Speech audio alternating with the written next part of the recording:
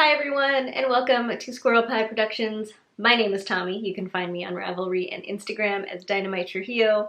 Welcome to episode 101 of my podcast. Thank you for being here. If you're a new viewer, welcome, and if you are a returning viewer, a big welcome back. I'm so happy you're here. Today is an overcast, but also kind of sunny and beautiful Friday in June here on the Northern California coast, where I'm coming to you from. There are show notes for this episode in the description box below, so check down there if there's anything I talk about today that you would like to find a link to. That is where it will be. I skipped recording last week, which is when I would have normally recorded, and I'm here today, which is normally when I would not record, just because my crafting mojo has been pretty low. So when last Friday rolled around, I had kind of nothing to share, so I skipped it. But we're back today with some fun stuff because I have made some fun stuff. I'm going to start out talking just a tiny bit about what I'm wearing. And I'm wearing my Ogden Cami by True Bias. It's a sewing pattern. I showed it off sometime in the past few episodes as a sewing finished object, and I haven't gotten much wear out of it, but I'm wearing it today. So hooray! It's a great pattern. I really enjoyed sewing it. It's a really kind of nice, simple pattern that doesn't take as much fabric as like some other tops because it's just a cami. It's not exactly my style though, so I don't like love it, but I still really like it. And I've worn it a couple times, like into the real world. I have returned to work. So there's that. I work at a dental office, but we were closed for the past several months because of the coronavirus pandemic. But my office reopened at the beginning of June. So I have been going back to work. Well, I have been working again in my day job, which is a little weird, but you gotta do what you gotta do. So I have worn this a couple times, like out into the real world, because I have been slowly going out into the real world because of that. But you know, I like I said, I like it, but I don't love it. It's just not exactly my style. It's a little like, you know, that kind of thing. But anyway, it's a great pattern. Okay, I'm so good at talking about stuff. Jeez. Gee whiz. Okay, so now that we've talked about that, let's move on to what I have this week. I have a finished object. I finished a knitting project, and it is my star-stranded cowl. This is a pattern by Jacqueline Cieslak, and the yarn that I used is Spin Cycle, both Spin Cycle yarns and Quince Co. I can't tell you the bases because I forgot. But it will be linked in my my project page to Ravelry will be linked below. But I know not everybody's able to use Ravelry right now. They did the update, as I'm sure many of you know, and it works really poorly for a lot of people. It's not accessible for everybody, so that sucks. And I think we're all just kind of waiting for Ravelry to do something about it. But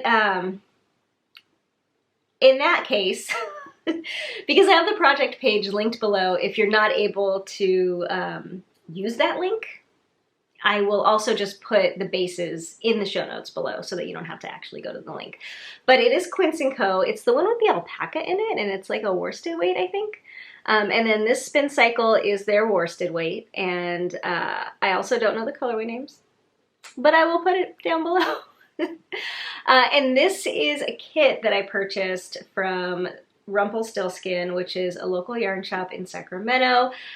During the beginning of the kind of shelter-in-place orders in, I don't know, March or April or something of this year, quite a few local yarn shops put together quarantine kits. And this is one of the ones that I purchased, and I gave them like a clue word, and then they put together like a mystery kit for me and sent me yarn and a pattern based on my clue word. And the clue word that I gave them was abyss. And this is what they sent me. And I'm pretty sure like one of them's like canyon and the other one's like, hey, squirrel. I don't know, something that's like kind of abyssy. abysmal. And I really, really love it. I had never worked with Spin Cycle before, and it was really... Gotta go let the cat out because she's scratching at the door. I will be right back. So it was really great to work with. It's really soft and it's really beautiful the way the colors play together. That's kind of what Spin Cycle is known for. Is I know I say this is what they're known for, and then I'm like, I think this is what it is. But I think they dye their wool in the wool and then spin it, and so they kind of end up spinning like different colors together so that each ply is like a little bit of a different dye thing. So that came out really nice. It's similar to like a hand spun effect, and there's like a kind of a color gradation through the green. And then the pink is just this really beautiful kind of peachy pale with an undertone of kind of brownish grays. Because I think of the alpaca maybe in it. And it's beautiful. So it's a worsted weight cowl, and I love it. It's beautiful. It is also going to be the giveaway prize for my Patreon supporters. So if you don't know, I have a Patreon account that is linked below, and there's different levels of support if you're interested. At any level of support, including any kind of one-time donation through Ko-Fi, which is also linked below, any donation enters you, or any contribution enters you into a quarterly drawing where I give away something that either I have made, crafted, or dyed yarn, because I'm also the dyer behind Moonstone Dyeworks. So this second quarter, at the end of June, I'm going to be doing a drawing from all my Patreon supporters or anybody who has contributed to the podcast, and the winner will receive this cowl. So I think I'll also include the leftovers of the Spin Cycle, because there is quite a bit left over of the Spin Cycle, and it's just such cool yarn that I feel like you should have it too. So yeah, I enjoyed working on it so much. It's Colorwork of, and the way I knit Colorwork, in case you're curious, is I hold one strand in each hand. So like that. And the pattern assumes that that is how you knit colorwork, I think. Because when you knit colorwork like that, you have a dominant color and a non-dominant color. And the pattern specifically tells you which color to use throughout the chart as the dominant color. So you end up switching your dominant color, the hands that your yarn is in, halfway through the chart. And so if I remember correctly, down here, the pink is the dominant color, and up here, the green is the dominant color. And it's just a really cool little detail that she includes, and she has like a whole little thing about it, and it's neat and fun, and it was a really great pattern. I really, really enjoyed it. I love Jacqueline Cieslak's patterns like a whole lot. So, yeah, I loved it. Is that it? That's it. Oh, you want to see me wear it? How about that? I can put it on.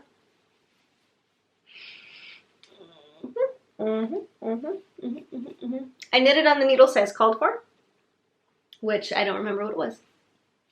But it does have you knit the colorwork, the stranded colorwork on a bigger needle, and the rest, the stockinette and the ribbing on a smaller needle.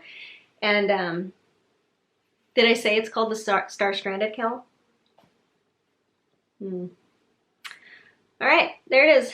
It's a beautiful, I love it. And yeah. Okay, finished object. My first work in progress is living in my gas please bag, which is a project bag that I made. That's awesome. Okay, this is a pattern by Tiff Nealon that is a new cast on, and it's called the Artist's Garden Socks.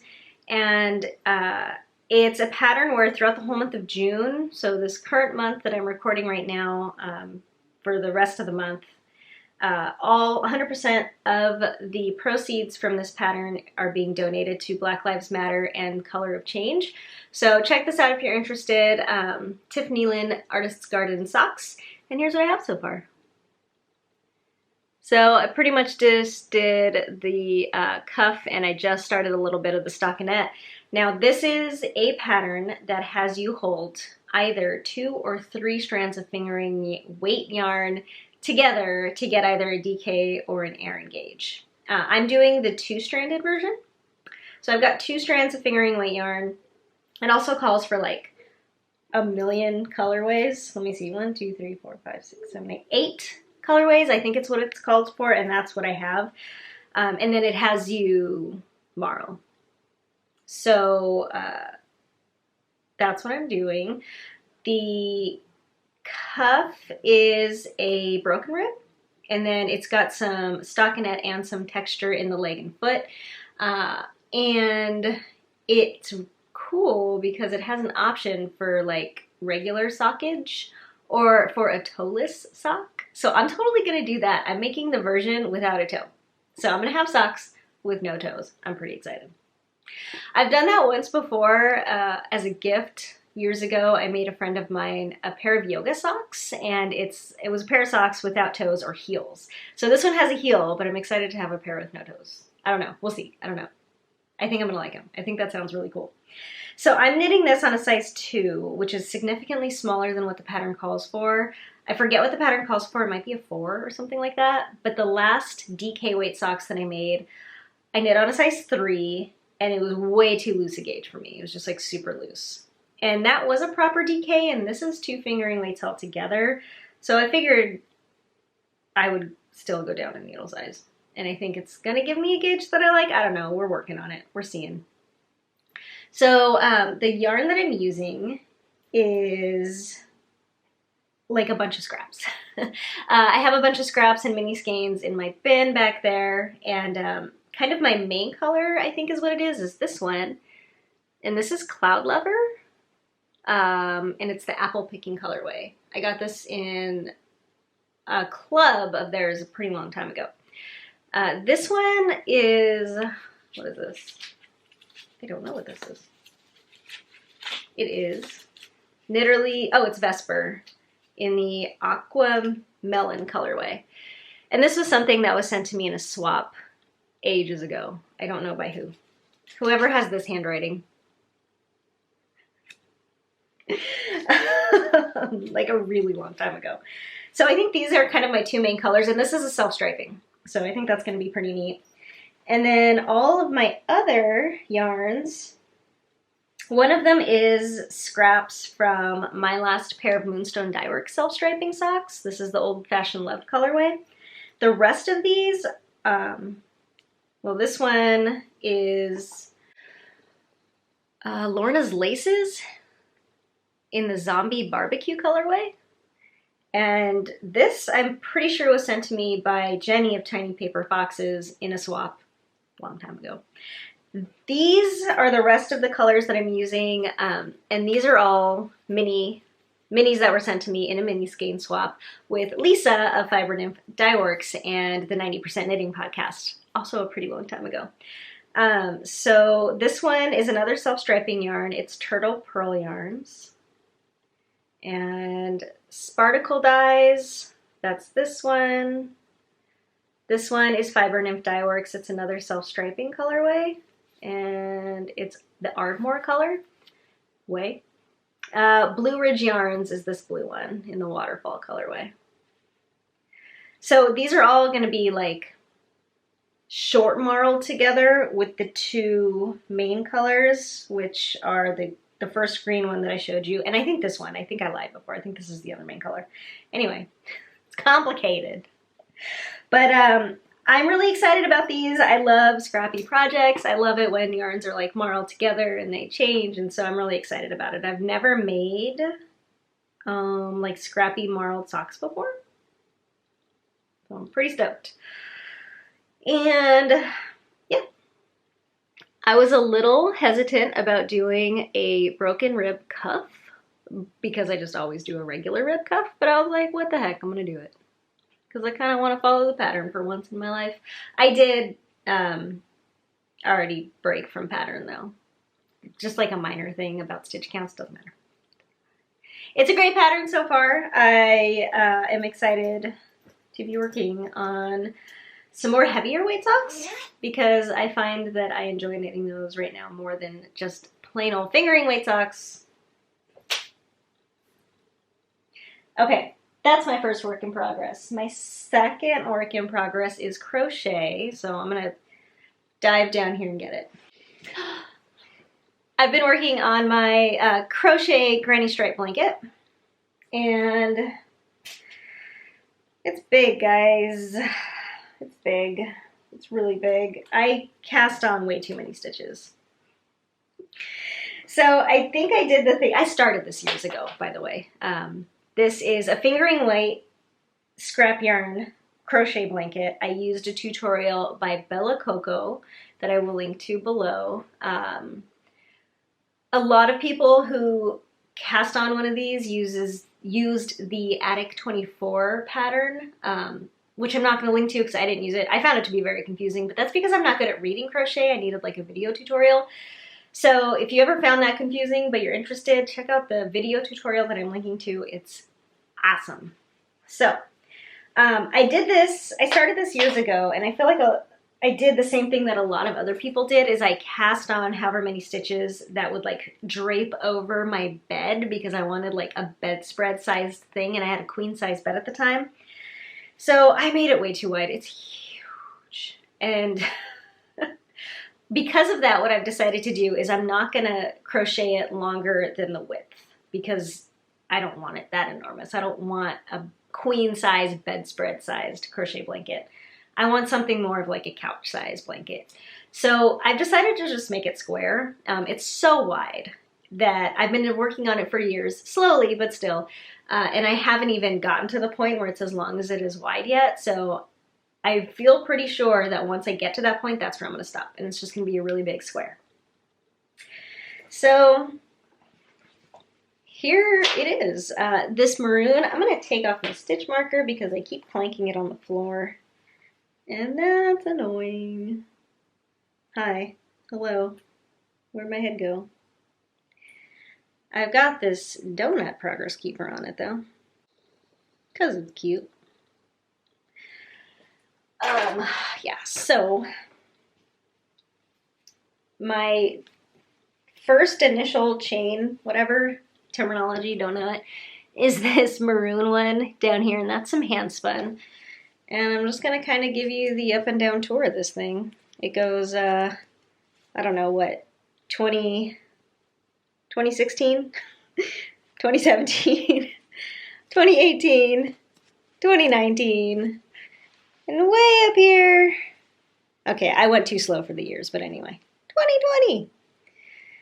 So, I love it. Like I said, I've been working on this thing for so long, and it's such a slow project, but I love it so much. You can definitely tell we're like you can see a shift in the color, right? Like down here, it's a lot of brights and darks. And this is back when I was just kind of using any random old thing. And then as you get up to this kind of area, you start seeing more of what I feel like is my current color palette, or just like a little things a little more muted, a little more grayed out. So that is it so far. And I just use there's just a lot of different stuff in here. I use leftovers from projects. I use mini skeins that I get. I use old scraps. I use some yarns over and over again just throughout the whole thing in different places. Right now, this top green stripe that I'm working on is this. And this is some of my hand spun that you've seen on the podcast a lot before, just in various random projects that I need something like this for. It is Spunky Eclectic Fin Wool in the aquarium colorway. And it's pretty much a fingering weight. You know, it varies, but it's working out really nicely, and I really enjoy working on this thing.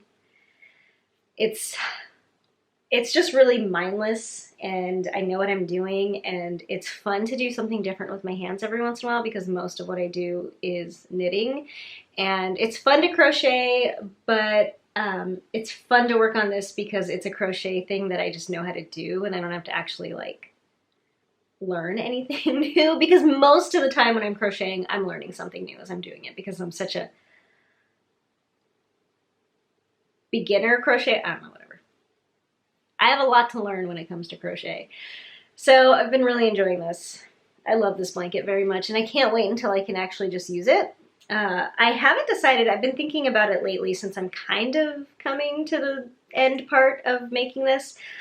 I've been thinking about whether or not I want to do some kind of border, if I want to just leave the edge like this. I'm not sure yet.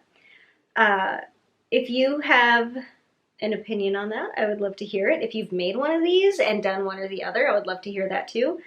Yeah, I haven't decided yet. We'll see.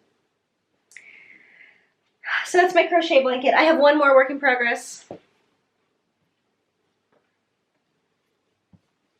And it's a big, half-finished monster.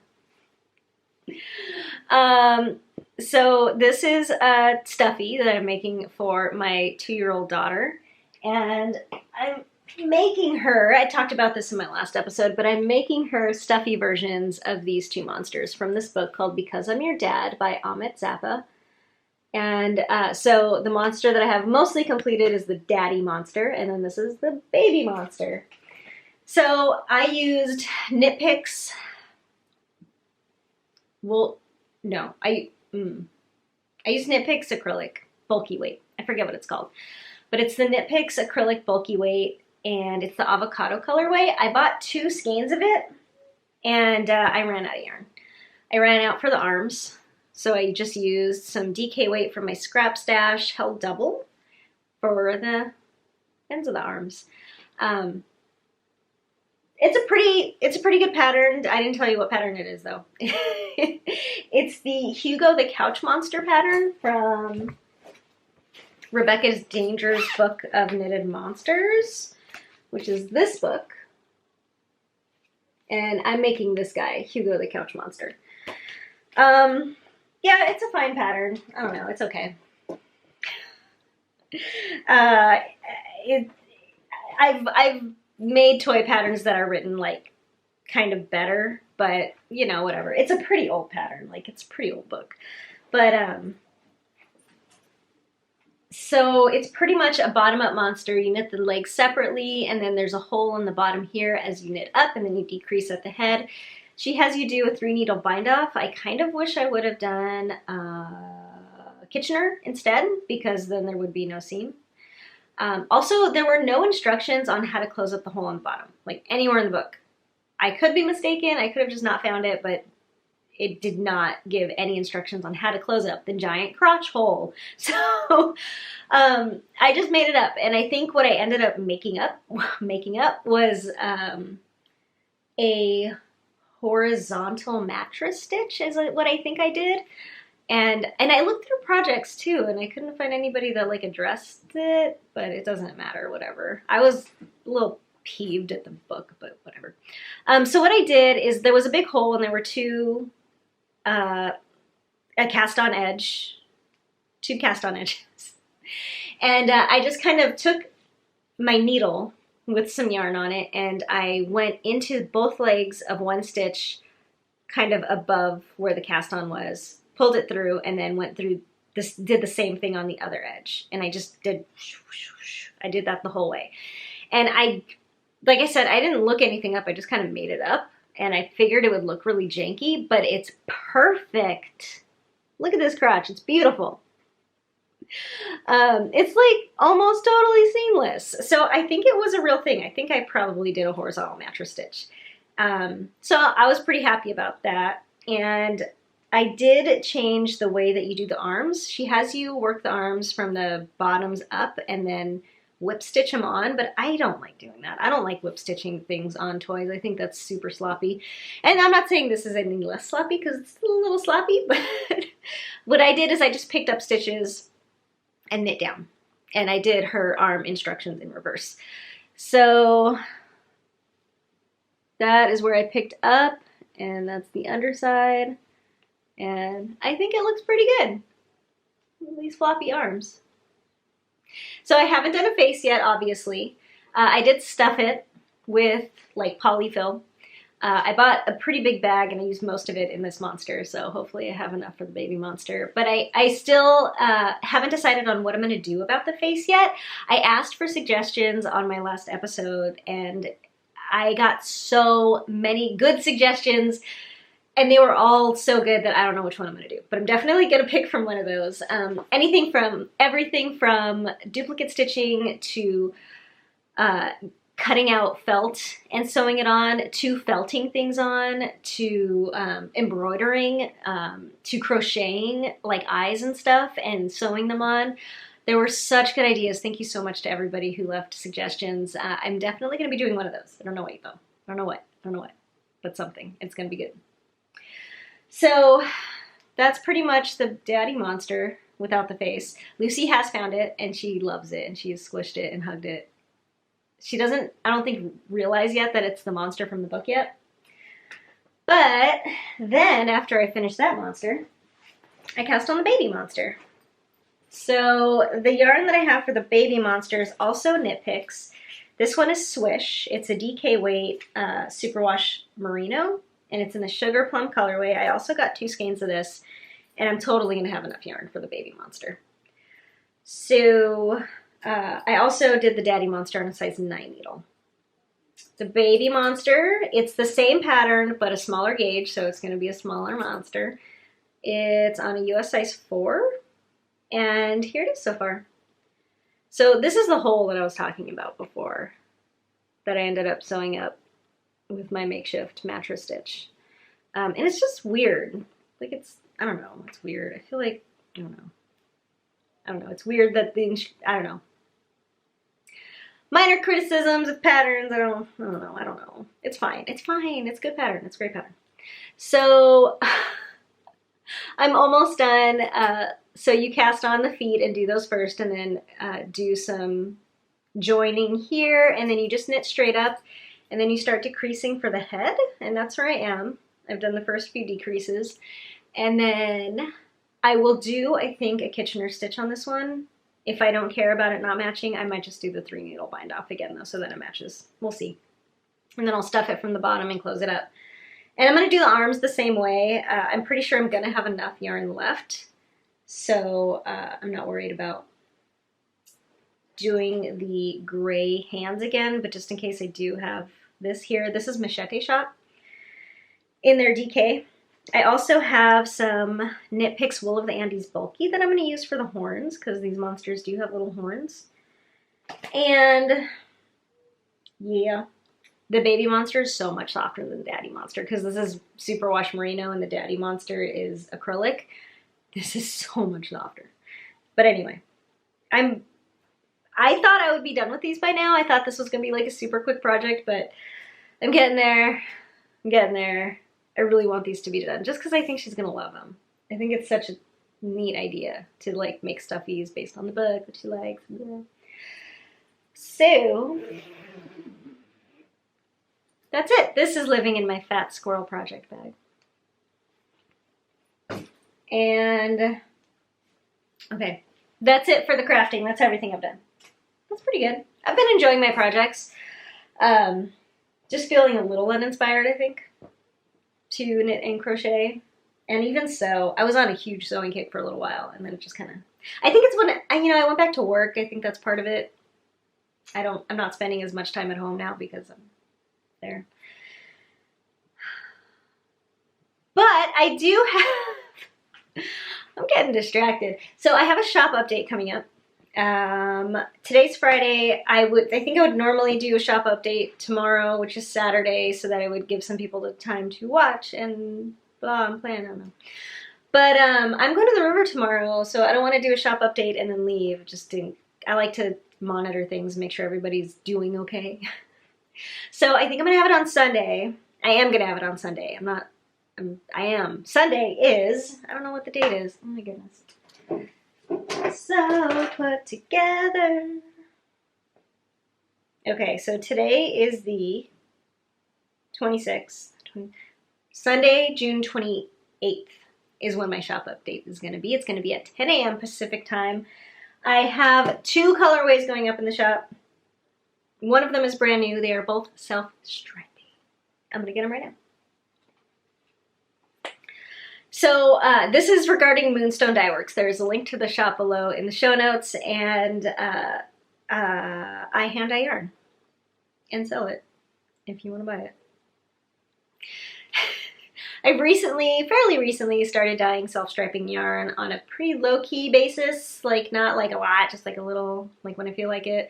And I have dyed more of one of my first colorways, which is Dark Side of the Rainbow.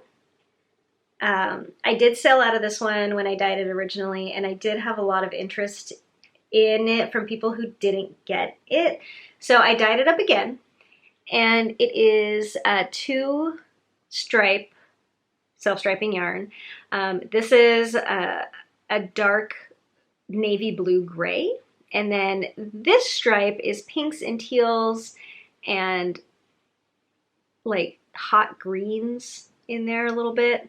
And it's mostly my Moon Age Daydream colorway. It's a little bit tweaked, but it's pretty much Moon Age Daydream striped with like navy blue. So I'm going to have this going up in the shop. It's Dark Side of the Rainbow. And then I have a new colorway that I dyed. It's also a 2-stripe self-striping sock yarn. And this one doesn't have a name yet. I forgot to name it. It'll have a name by Sunday. I was thinking of naming it Love Child because as I was winding it, which takes a really long time, I was listening to music on my headphones, and I was listening to Diana Ross and the Supremes, who I love. And their one of the songs that came on while I was winding it was Love Child, and it's one of my favorite Supreme songs. So I might name it Love Child. I don't know. We'll see. But this one is a lighter silver gray for one stripe, and this like pinky kind of orchidy color for the second stripe. So that's what I will have going up in the shop, is these 2 self-striping yarns. If I have time to dye later today, which hopefully I will, I'll have some other colorways going up, but I don't know yet if that's going to happen. We'll see. So if you're interested, Sunday, June 28th, 10 a.m. Pacific time at moonstonedyeworks.com. I'm also going to put it up on Instagram, so if you want to follow me there, you can check it out. I am DynamiteTrujillo. That's where I put all my Moonstone Dyeworks stuff. Ooh. Yeah. Is that it? That's it. Do you want to see what self-striping yarn looks like before it's wound in a giant hank?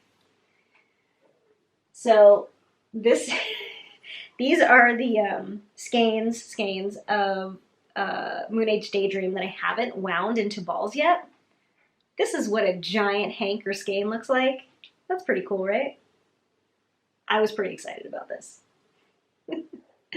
Anyway, I don't think I have anything for favorites this week. Do I? No, I don't think I do. So I'll leave you there. Thank you so much for joining me this episode.